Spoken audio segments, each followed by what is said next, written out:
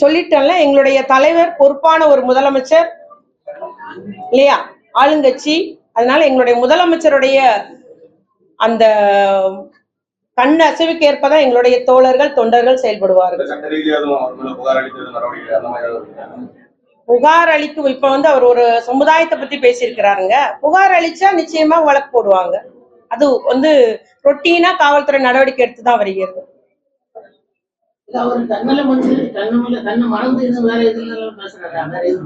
சொன்னல, அவர் மனநிலை சோதிப்பது நல்லதுன்னு சொன்ன இல்லையா.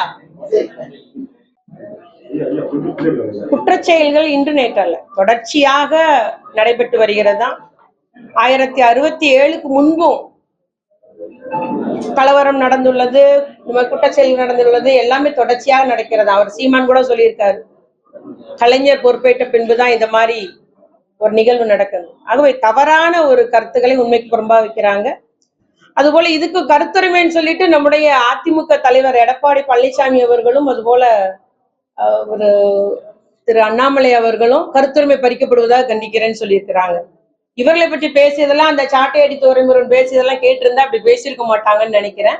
அதோட ஏற்கனவே திமுக அடுத்து 2வது இடத்துக்கு பாஜகவா நாம் தமிழரான்ற மாதிரி ஒரு போட்டியில செயல்பட்டு இருக்கிறாங்க. இதுல எடப்பாடியாரு என்ன முடிவெடுக்க போறாரோ, அதனாலதான் தமிழ்நாட்டு மக்கள் அவரை நிராகரித்து வருகிறார்னு சொல்ல விரும்புறேன். பாதகம் செய்பவரை கண்டால் நாம் பயங்கொள்ளலாகாது பாப்பா, மோதி மிதித்து விடு பாப்பா, அவர் முகத்தில் உமிழ்ந்து விடு பாப்பா. அண்மை செய்திகளை உடனுக்குடன் தெரிந்து கொள்ள இணைந்திருங்கள் இயம்நாடு தொலைக்காட்சியுடன்.